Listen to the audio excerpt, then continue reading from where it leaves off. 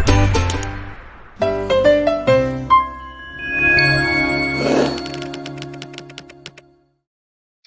Starterian, perkenalkan aku Data Valencia. Pada video kali ini kita akan membahas mengenai goal programming. Nah, goal programming itu apa sih? Goal programming adalah salah satu metode optimasi yang dapat kita gunakan untuk mengambil keputusan. Bedanya dengan linear programming apa, Kak? Nah, kalau di linear programming kita hanya mempertimbangkan satu tujuan. Kita hanya punya satu tujuan nih yang mau dicapai. Sedangkan di goal programming ada beberapa tujuan yang harus kita capai. Maka dari itu di linear programming mungkin sulit ya untuk kita mengorbankan satu tujuan demi tujuan lainnya. Nah, maka dari itu adanya goal programming ini untuk mengambil keputusan dengan mempertimbangkan bukan seluruh ya, beberapa tujuan yang mau kita capai. Maka dari itu harus kita take note, harus kita catat bahwa solusi yang didapatkan di goal programming ini bukanlah solusi yang optimal, melainkan adalah solusi yang memuaskan. Oke, ini ada salah satu contoh soal programming, kita baca bareng dulu ya. Nah, ada sebuah perusahaan yang bernama Starton Manufacturing memproduksi produk A dan produk B. Kedua produk ini diproduksi melalui dua proses, yaitu pengelasan dan pengemasan. Kapasitas yang tersedia untuk stasiun kerja pengelasan adalah 30 jam dan pengemasan adalah 12 jam. Perusahaan berencana melakukan renovasi pada pabrik sehingga kinerja produksi akan terganggu.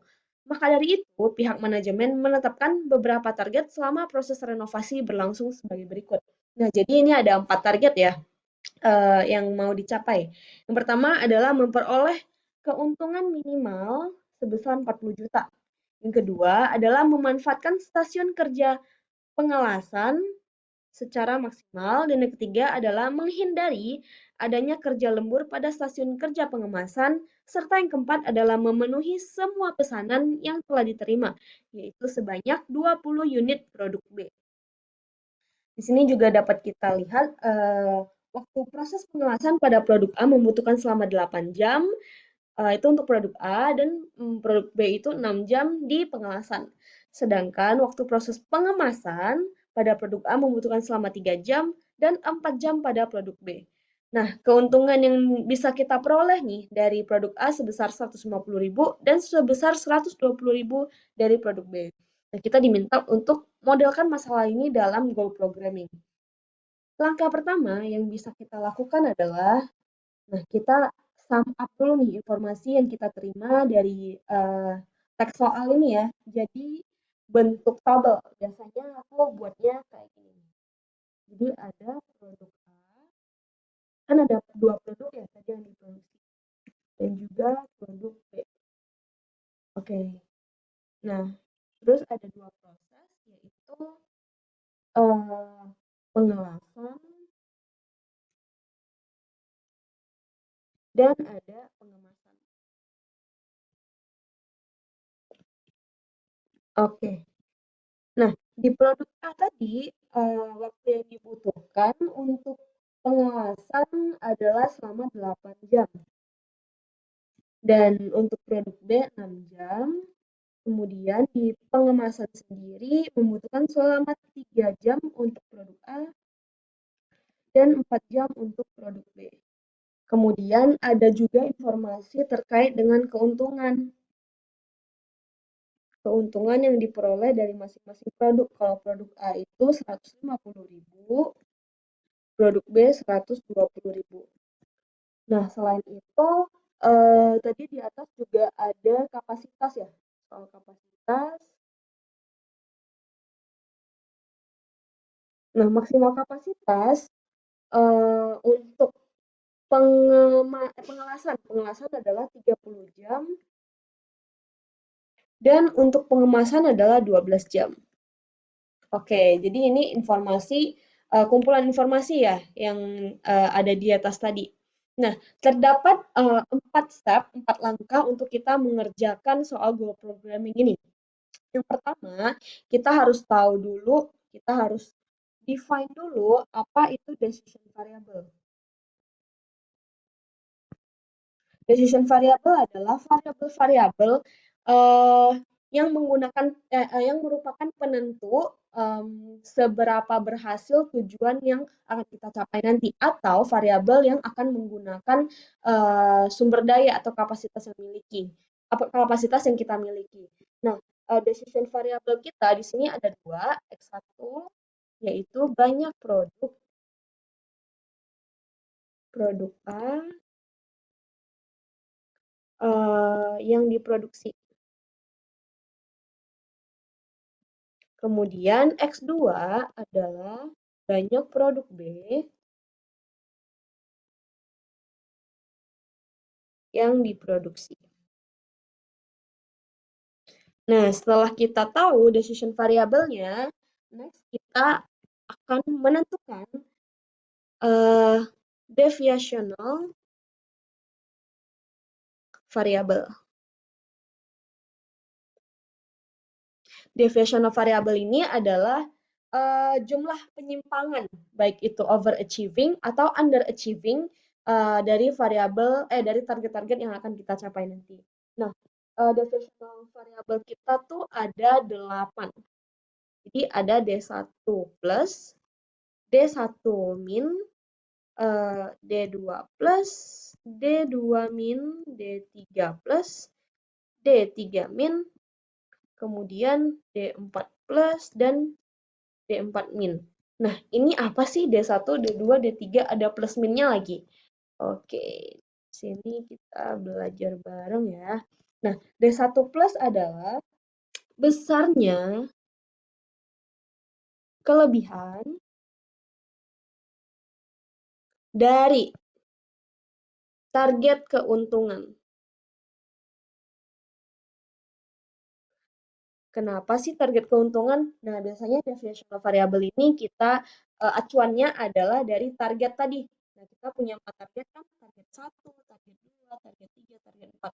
Target 1 tadi meminta untuk memperoleh keuntungan minimal sebesar 40 juta. Nah, 40 juta ini kan tapi bisa jadi nanti keuntungannya diperoleh lebih dari 40 juta atau kurang dari 40 juta. Nah, deviational variable adalah penyimpangan itu gitu. Jadi kalau D1 plus berarti besarnya kelebihan dari target keuntungan. Berarti ini adalah overachieving. Yang akan lebih dari 40 juta nanti keuntungannya. Nah, D1 min adalah besarnya kekurangan dari target keuntungan. Ini berarti underachieving. Gitu. Oke, kita lanjut ke D2. Apa ini D2? D2 adalah besarnya kelebihan. Pokoknya kalau plus itu pasti kelebihan, kalau min itu pasti kekurangan. D2 adalah, tadi kan target 2, memanfaatkan stasiun kerja pengelasan secara maksimal. Berarti D2 adalah besarnya kelebihan dari target penggunaan kapasitas pada stasiun kerja apa nih yang target 2? Pengelasan. Nah, jadi pemakaian kapasitasnya nih nanti akan melebihi atau justru kekurangannya. D2 sama, tapi yang ini besarnya kekurangan ya. Besarnya kekurangan dari target penggunaan kapasitas pada stasiun kerja pengelasan. Begitu juga dengan D3, tapi D3 adalah tentunya besarnya kelebihan dari target penggunaan kapasitas pada stasiun kerja, ini stasiun kerja pengemasan ya. Nah, karena target 3 di sini adalah menghindari adanya kerja lembur pada stasiun kerja pengemasan. Jadi nanti apakah kerja lemburnya, apakah dia bakal melebihi waktu kerja berarti lembur atau justru kurang, jadi dianya nggak lembur gitu. Pengemasan. D3 besarnya kekurangan dari target penggunaan kapasitas pada stasiun kerja pengemasan. Oke, kita lanjut ke target keempat apa? Target keempat adalah memenuhi semua pesanan yang telah diterima, yaitu sebanyak 20 unit produk B. Jadi harus teliti ya. Di sini itu bukan semua produk, bukan produk A dan produk B, bukan produk A, tapi hanya produk B. Nah, maka dari itu D4 plusnya adalah besarnya kelebihan dari target produksi produk B. Nah, gitu. Begitu juga dengan D4, tapi ini besarnya kekurangan ya. Jadi dia produksinya lebih overachieving atau kurang nih, malah underachieving dari target produksi produk B. Oke, sekarang kita udah tahu decision variabelnya, kita udah tahu deviational variabelnya. Yang ketiga, tugas kita adalah formulasi constraint. Constraint-nya apa? Nah, dalam goal programming itu ada dua jenis constraint. Yang pertama adalah hard constraint. Yang kedua ada yang namanya soft constraint. Hard constraint ini berarti adalah constraint yang tidak bisa dilanggar gitu. Apa maksudnya hard constraint? Nah, hard constraint di sini adalah kita lihat apa sih yang nggak bisa kita langgar, apa sih yang nggak bisa overachieving atau underachieving. Nah, ini ada dua ya. Yang pertama adalah kapasitas pengawasannya dan yang kedua adalah kapasitas pengemasannya. Jadi bisa kita tulis hard constraint-nya yang pertama adalah 8x1 ditambah 6x2. Nah, jumlah pengawasan dari produk A dan produk B itu nggak boleh lebih dari atau kurang dari sama dengan 30 jam. Jadi ini adalah kapasitas jam pengawasan. Yang kedua, ada yang pengemasan. Berarti jumlah waktu saat pengemasan itu nggak boleh melebihi 12 jam. Sehingga hard constraint yang kedua adalah 3x1 tambah 4x2 nggak boleh lebih dari 12. Ini adalah kapasitas jam pengemasan. Oke, hard constraint-nya udah selesai. Selanjutnya kita masuk ke soft constraint. Soft constraint ini adalah constraint-constraint yang masih memungkinkan kita adanya kompromisasi. Makanya ada deviational variable tadi. Nah, soft constraint ini kita ambil dari keempat target tadi. Target yang pertama adalah memperoleh keuntungan minimal sebesar 40 juta. Oke, berarti keuntungan dari produk A 150.000 X1 tambah 120.000 keuntungan dari produk B ditambah D1 min dikurang D1 plus sama dengan 40 gitu. Jadi tiap kali kalau misalnya D1-nya min pasti di awalnya tambah. Kalau misalnya D1-nya plus pasti di awalnya kurang. Kenapa seperti itu? Karena kita ingin menambah yang underachieving tadi dan mengurangi yang overachieving tadi sehingga bisa balance gitu. Itu untuk soft constraint yang pertama. 40 ini dapat dari mana? Karena ini dari target satunya memperoleh keuntungan minimal 40 juta. Gitu. Sorry, ini berarti 40 juta. Nah, itu untuk soft constraint yang pertama. Kita lanjut ke soft constraint yang kedua. Berarti kita lihat target kedua. Memanfaatkan stasiun kerja pengawasan secara maksimal. Saat memanfaatkan stasiun kerja pengawasan secara maksimal, berarti waktunya kan yang kita maksimalkan. Maka dari itu di pengawasan 8x1 tambah 6x2 tambah D2 min kurang D2 plus sama dengan berapa tadi? 30 jam kapasitasnya. Oke, lanjut yang ketiga, menghindari adanya kerja lembur pada stasiun kerja pengemasan. Berarti constraint-nya adalah 3x1 tambah 4x2, itu ada di produk B, yang tadi x1 itu produk A, tambah D3, D3 min kurang D3 plus sama dengan 12 jam.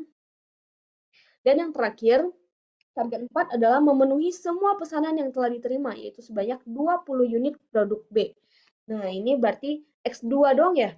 Karena kan dia cuman berbicara tentang produk B, nggak ada produk A. Jadi, X2 tambah D4 min kurang D4 plus sama dengan 20. Ini adalah untuk target keempat. Oh ya, jangan lupa ada satu lagi constraint, yaitu X1, X2, D1 plus, D1 min, D2 plus, D2 min, D3 plus, D3 min, D4 plus, dan D4 min ini harus lebih dari 0. Gitu. Nah, udah selesai nih tadi decision variable, deviational variable, dan yang ketiga adalah formulate constraint-nya. Terakhir, kita akan masuk ke objective function. Oh ya, sebelum itu, ini mungkin teman-teman notice ya, kok soft constraint yang kedua dan yang ketiga sama hard constraint-nya kok mirip ya gitu.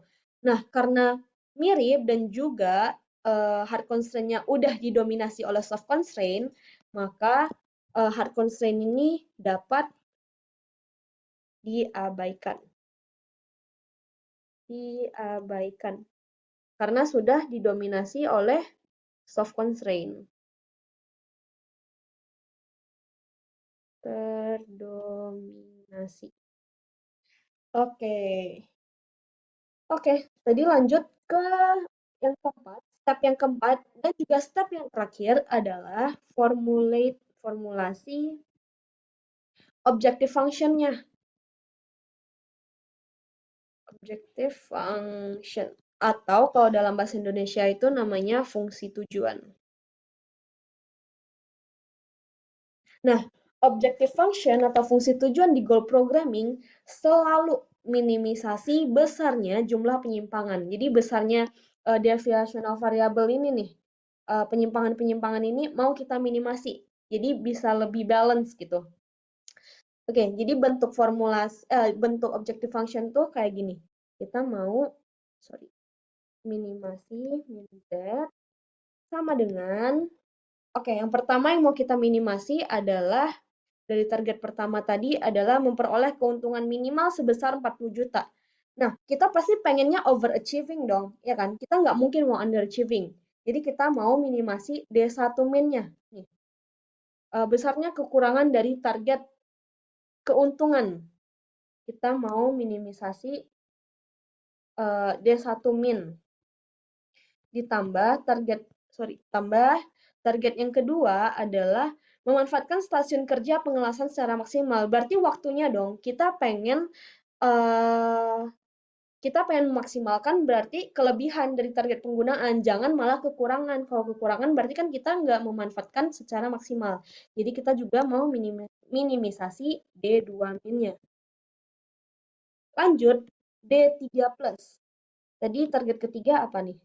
Menghindari adanya kerja lembur pada stasiun kerja pengemasan. Kerja lembur, kita lihat ya, D3, berarti besarnya kelebihan dari target penggunaan kapasitas pada stasiun kerja pengemasan.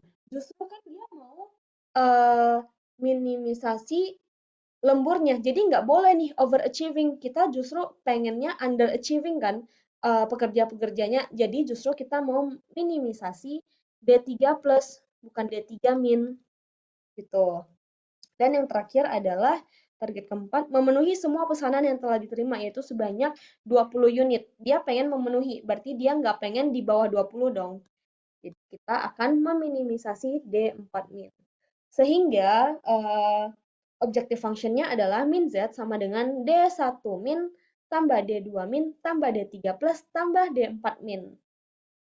Oke, sebenarnya sampai sini aja udah cukup sih starterian, tapi bagaimana jika adanya target yang lebih diprioritaskan? Misalnya manajemen bilang nih ke starter manufacturing-nya, kita pengen prioritas pertama itu memperoleh keuntungan. Nah, kalau misalnya itu udah lebih diprioritasin, baru deh yang pengelasan, baru pengemasan, baru terakhir yang memenuhi semua pesanan.